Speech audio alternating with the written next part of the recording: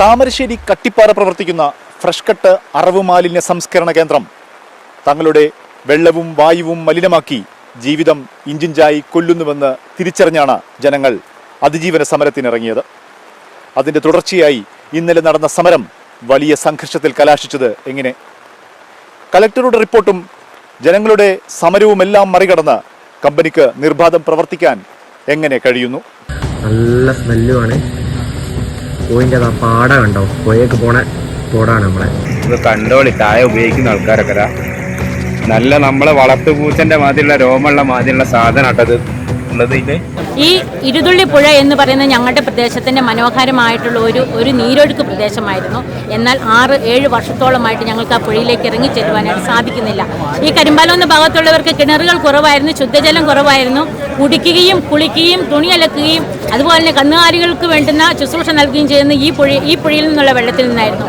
പിന്നെ വേറൊരു കാര്യമുള്ളത്, ഈ പുഴയിലെ വെള്ളമാണ് താമരശ്ശേരി താലൂക്ക് ഹോസ്പിറ്റലിലേക്ക്, താലൂക്കിലേക്ക്, മറ്റ് പല പ്രദേശങ്ങളിലേക്കും അടിച്ചു കൊണ്ടുപോകുന്നത്. ഈ വെള്ളത്തിൻ്റെ മാരകമായ വിഷമാണ് ഇന്നിപ്പോൾ ഈ വെള്ളത്തിലൂടെ ഒഴുകുന്നത്. ഇന്ന് ഈ പുഴയിൽ വിശ്വാസത്തോടു കൂടി ഇറങ്ങി കുളിക്കുവാനായിട്ട് സാധിക്കില്ല. ഇന്നലെ രാവിലെ 10 മണിയോടെയാണ് മലിനീകരണത്തിന്റെ ദുരിതം സഹിക്കുന്ന കോടശ്ശേരി, ഓമശ്ശേരി, താമരശ്ശേരി പഞ്ചായത്തുകളിലെ ജനങ്ങൾ സംഘടിച്ച് കമ്പനിക്ക് മുൻപിൽ അന്തിമ സമരമിരിക്കാൻ വന്നത്. കുടിലുകെട്ടി ഇവിടെയായിരുന്നു സമരത്തിന്റെ തുടക്കം. അതിന് ചില കാരണങ്ങളുമുണ്ട്.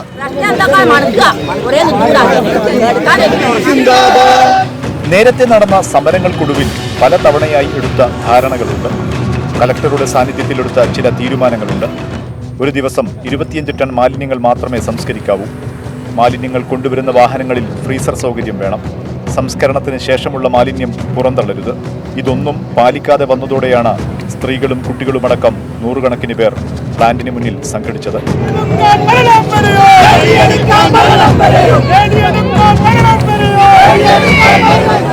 ഭക്ഷണം ഉൾപ്പെടെ കരുതിയായിരുന്നു സമരക്കാരുടെ വരവ്. മാലിന്യവുമായി കമ്പനിയിലേക്ക് വന്ന 13 വാഹനങ്ങൾ സമരക്കാർ തടഞ്ഞു. പോലീസ് സംരക്ഷണത്തിൽ ഒരു വാഹനം മുന്നോട്ടെടുത്തു. എന്നാൽ അതിനു മുൻപേ തന്നെ പോലീസുകാർ സമരക്കാർക്ക് നേരെ കണ്ണീർ വാതകം പ്രയോഗിച്ചു.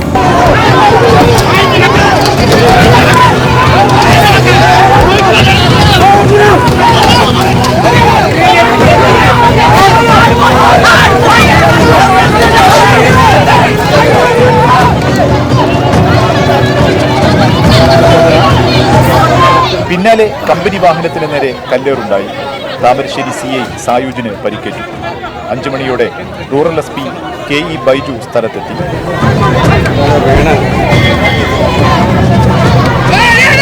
ബഹളത്തിനിടെ കുഴഞ്ഞു വീണ സമരക്കാരിൽപ്പെട്ട സ്ത്രീയെ മാറ്റാനായി കൊണ്ടുവന്ന സ്ട്രക്ചർ പോലീസ് തകർത്തു. ഇതോടെ സംഘർഷം കൈവിട്ടു.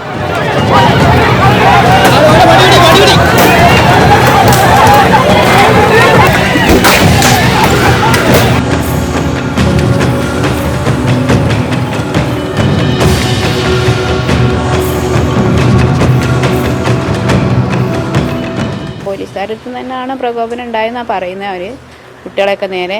അതുകൊണ്ട് ആയിരിക്കും സമരം. പോലീസ് വിഷയത്തിൽ തുടക്കം മുതലേ സ്റ്റാൻഡ് കമ്പനിക്കാർക്ക് ഒപ്പം തന്നെയാണ്. കമ്പനിക്കാർ കാവലായി വന്നതാണല്ലോ. ഇഷ്ടം പോലെ പോലീസ് ഇന്നലെ സമരക്കാരെക്കാണ് എണ്ണത്തിൽ പോലീസ് അവിടെ ഉണ്ട് കേട്ടത്. ആ തടിയുന്ന സമയത്താണ് ഇവർ ഇത് എറിയുന്ന സമയത്താണ് എല്ലാവർക്കും വാശി പിടിച്ച് വണ്ടി എറിഞ്ഞതും പൊട്ടിച്ചതും ഒക്കെ.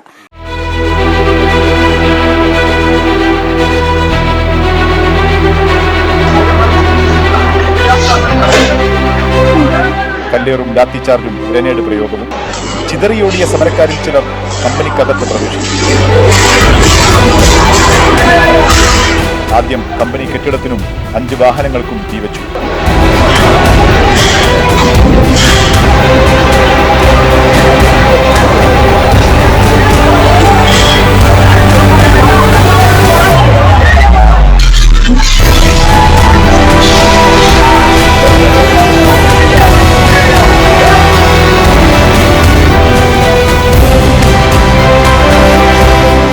ഇതിനിടെ മുക്കത്ത് നിന്ന് വന്ന ഫയർഫോഴ്സ് കൂടത്തായിൽ വെച്ച് സമരക്കാർ തടഞ്ഞു.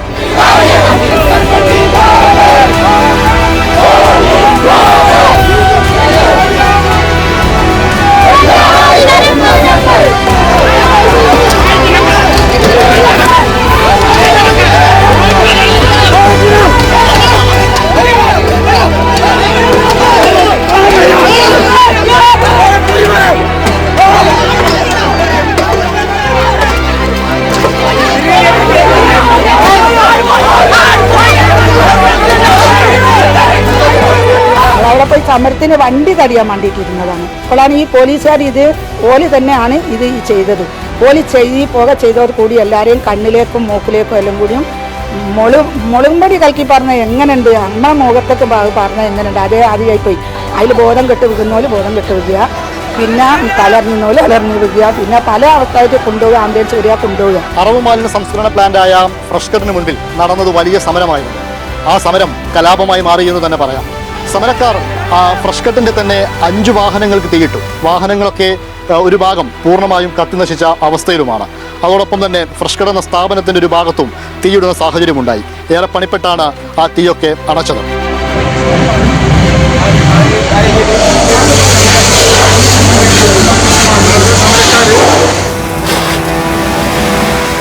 പിന്നാലെ DIG യതീഷ് ചന്ദ്ര താമരശ്ശേരിയിലെത്തി. അക്രമം നടത്തിയവരെ നേരിടുമെന്ന് DIGയുടെ മുന്നറിയിപ്പ്. നിയമമായിട്ട് എന്തുണ്ടോ ആ കാര്യങ്ങൾ നിങ്ങൾ എടുക്കണം. 100% സപ്പോർട്ട് ഞങ്ങൾക്കുണ്ട്. ബട്ട് ഒരാൾ ഒരു സ്ഥാപനം കത്തിക്കുക എന്ന് പറഞ്ഞാൽ വി കാണ്ട് അക്സെപ്റ്റ് ഇറ്റ്. ഇൻ കേരളത്തിലത് പിന്നെ സ്ഥാപനം കത്തിച്ചിട്ട് അകത്ത് ലേബേഴ്സ് ഉള്ളപ്പോൾ ഫയർ എഞ്ചിൻ തടഞ്ഞു വെക്കുക എന്ന് പറഞ്ഞത് എത്ര ഒരു മാനസികമായിട്ടുള്ള ഒരു ക്രൂരതയാണ് ഇവർ മാനസിക സ്ഥിതി ഉള്ളത്, ക്രൂരസ്ഥിതി.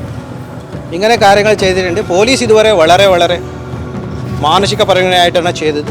ഇനി ഞങ്ങൾ നിയമം അനുസരിച്ചിട്ടുള്ള കാര്യങ്ങളായിട്ട് നമ്മളെ കേസ് പല കാര്യങ്ങളായിട്ട് ഞങ്ങൾ പോവാം. ആർക്ക് പ്രതിഷേധം ഉണ്ടെങ്കിൽ ഒരു സൈലൻ്റ് ആയിട്ട് ചെയ്യാൻ ഞങ്ങൾക്ക് സപ്പോർട്ടാണ്. ഇനി ഇങ്ങനെ വഴി തടിയുക, ഇങ്ങനെ ചെയ്താൽ ഞങ്ങൾ ഒരിക്കലൊക്കെ ഞങ്ങൾ സമ്മതിക്കാൻ പറ്റത്തില്ല. ഇപ്പോൾ SP വളരെ ഗുരുതര പരിക്കുകളുണ്ട്. നിങ്ങൾ വീഡിയോയിലെല്ലാം കണ്ടിട്ടുണ്ടാവും. ഹോസ്പിറ്റലിൽ അഡ്മിറ്റാണ്, ചികിത്സ ആകുന്നുണ്ട്, സംസാരിച്ചിട്ടുണ്ട്.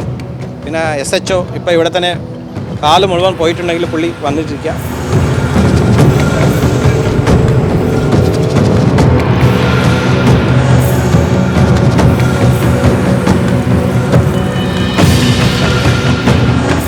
കമ്പനിക്ക് സമീപമുള്ള കരിമ്പാലംകുന്ന് പ്രദേശത്തുകാരാണ് സമരം ആദ്യം തുടങ്ങിയത്.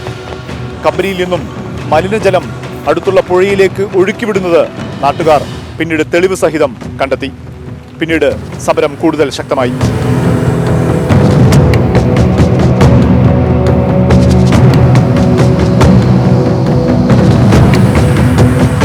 ഇതെന്ത് ജനാധിപത്യ രാജ്യമാണ്?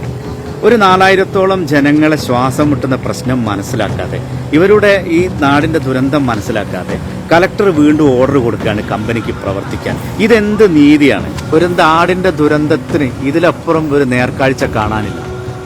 നിങ്ങളുടെ തെങ്ങുകളൊക്കെ ഉണങ്ങിപ്പോകുന്നു, മരങ്ങൾ ഉണങ്ങിപ്പോകുന്നു. ഇതൊക്കെ ഇവർ ഈ പറമ്പിലേക്കൊക്കെ ഈ സ്ലറി ഒഴുക്കി വിട്ടതിന്റെ ഭാഗമായിട്ട് സംഭവിച്ചാണ്. അറവ് മാലിന്യ സംസ്കരണം ജനങ്ങൾക്ക് ഉപകാരപ്പെടേണ്ട ഒരു പദ്ധതി. അങ്ങനെ തുടങ്ങിയ ഒരു കമ്പനി ജനങ്ങൾക്ക് ദുരിതം വിതച്ചത് എങ്ങനെ? 2019 താമരശ്ശേരി കട്ടിപ്പാറ പഞ്ചായത്തിൽ ഫ്രഷ് കട്ട് കമ്പനി പ്രവർത്തനം തുടങ്ങിയത്. പ്രോട്ടീൻ മിക്സ് ആണെന്ന് ജനങ്ങളെ തെറ്റിദ്ധരിപ്പിച്ചാണ് ആദ്യം പ്രവർത്തനം തുടങ്ങിയതെന്നാണ് ആക്ഷേപം. വലിയ ദുർഗന്ധം വരാൻ തുടങ്ങിയതോടെയാണ് കമ്പനിയിൽ എന്താണ് നടക്കുന്നതെന്ന് ജനങ്ങൾ തിരിച്ചറിഞ്ഞത്. ഈ ഉരുതുള്ളിപ്പുഴയോട് ചേർന്ന് നിൽക്കുന്നത് കോടഞ്ചേരി ഗ്രാമപഞ്ചായത്താണ്. ഈ ഫാക്ടറിയുടെ ഏറ്റവും കൂടുതലുള്ള ദുരിതം അനുഭവിക്കുന്ന ഇവിടെയുള്ള ജനങ്ങളാണ്. ശ്വാസം കഴിക്കാൻ പറ്റില്ല, സ്മെല്ലുകൊണ്ട് നമുക്ക് മണടിച്ചിട്ട് ശരിക്കുള്ളൊരു ശ്വാസം കഴിക്കാനോ ഭക്ഷണം കഴിക്കാനോ വെള്ളം കുടിക്കാനോ പറ്റാത്തൊരവസ്ഥ. ഇപ്പോൾ ഞങ്ങൾ ബാപ്പയും ഉമ്മയും 2 ആൾ ഓക്സിജൻ വെച്ചിട്ടാണ് കിടക്കുന്നത്. ഈ സ്ഥാപനം പൊങ്ങി വരുന്നവരെ, ഈ സ്മെല്ല് വരുന്നവരെ ഞങ്ങളവർ അറിഞ്ഞിട്ടില്ല ഇങ്ങനൊരു സ്ഥാപനമാണ് ഉണ്ടാകുന്നത് എന്നുള്ളത്. ആരോടെങ്കിലും അനുവാദം ചോദിക്കുകയോ അല്ലെങ്കിൽ നമ്മളോട് ഒപ്പുവാങ്ങുകയോ അതൊന്നുമില്ല. ഇവിടെ ഇങ്ങനെ അന്തരീക്ഷം ഇങ്ങനെ നിറഞ്ഞു നിൽക്കും ഈ സ്മെല്ല്. ഇങ്ങോട്ട് ഈ മണം തന്നെ മണം കൊണ്ട് വരിക. അത് ഭക്ഷണം കഴിക്കുന്നിടത്തൊക്കെ അത്ര കടിച്ചു വയ്ക്കും. ഞങ്ങൾ തിന്നാൻ കഴിയൂല, മൂട് വെക്കാനിരിക്കുക. മുക്കിൽ കൊണ്ട് കട്ട് ചെയ്താൽ വരിക, നല്ല മണം. അതിട്ട് അതിൽ കിടക്കുന്നിടത്തൊക്കെ മണത്തിട്ട് വരിക, ഇതാക്കേണ്ടതാണ് ഇഷ്ടമില്ല.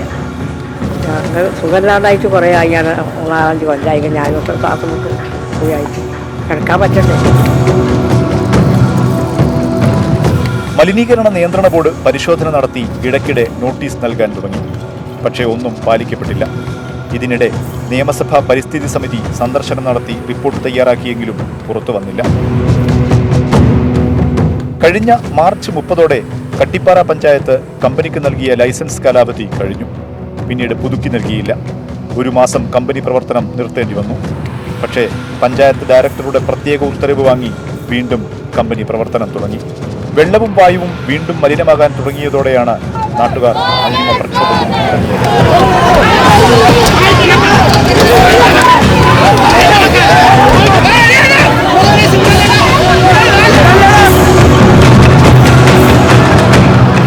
ഇത് ദുരിതമനുഭവിക്കുന്ന ജനവിഭാഗമുണ്ട്. ആ പ്രശ്നത്തിന് ശാശ്വതമായ ഒരു പരിഹാരമുണ്ടാക്കണമെന്നാവശ്യപ്പെട്ടുകൊണ്ടാണ് ഇവിടെ ജനകീയ സമിതി എന്ന നിലയ്ക്ക് ഞങ്ങൾ ഈ ഹർത്താലിന് ആഹ്വാനം ചെയ്യുന്നത്. ജനങ്ങൾ അനുഭവിക്കുന്ന ഒരു പ്രശ്നമുണ്ട്. ഈ മാലിന്യ സംസ്കരണവുമായി ബന്ധപ്പെട്ടുകൊണ്ടുള്ള പ്ലാന്റുമായി ബന്ധപ്പെട്ടുകൊണ്ട് കുറേ കാലമായി ജനം അനുഭവിക്കുന്ന ഒരു പ്രശ്നമുണ്ട്. ഈ പ്രശ്നത്തിന് ശാശ്വതമായ രൂപത്തേക്കുള്ള പരിഹാരം ഉണ്ടാവണം. എന്താണ് സംഭവിച്ചാൽ ഞങ്ങൾക്കെല്ലാം വ്യക്തമായിട്ട് അറിയില്ല. അവിടെ ഉണ്ടായ പ്രശ്നം ഉണ്ടാവാൻ പാടില്ലാത്ത രൂപത്തിലേക്കുള്ള ചില അനിഷ്ട സംഭവം ഉണ്ടായിട്ടുണ്ട്. ജനകീയ സമിതിയിൽ കക്ഷി രാഷ്ട്രീയ ഭേദമന്യേ എല്ലാവരുമുണ്ട്. സംഘർഷവുമായി ബന്ധപ്പെട്ടെടുത്ത കേസുകളിലും CPM, കോൺഗ്രസ്, ലീഗ് നേതാക്കൾ പ്രതികളാണ്.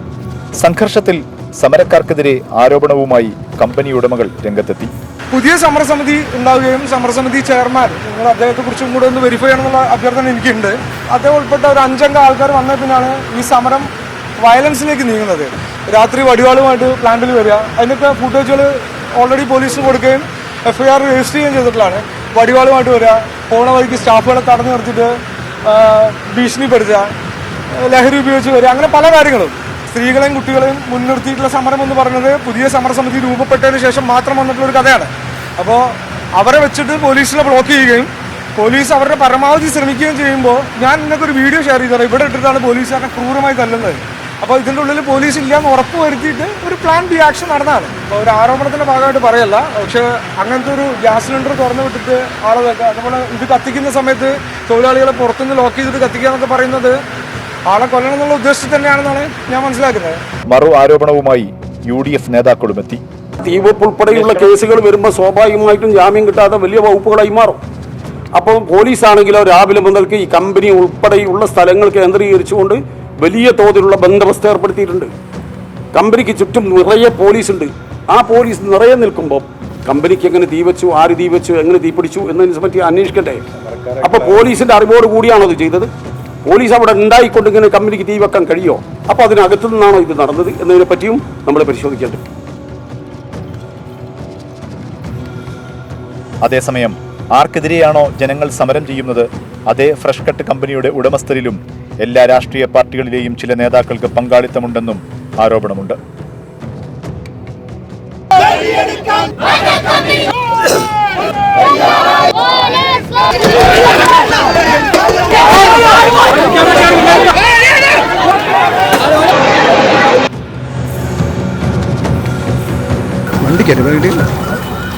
കട്ടിപ്പാറയിലെ കമ്പനി രൂക്ഷമായ പരിസ്ഥിതി മലിനീകരണ പ്രശ്നങ്ങൾ ഉണ്ടാക്കുന്നുണ്ട് എന്നുള്ളത് ഒരു വാസ്തവമാണ്.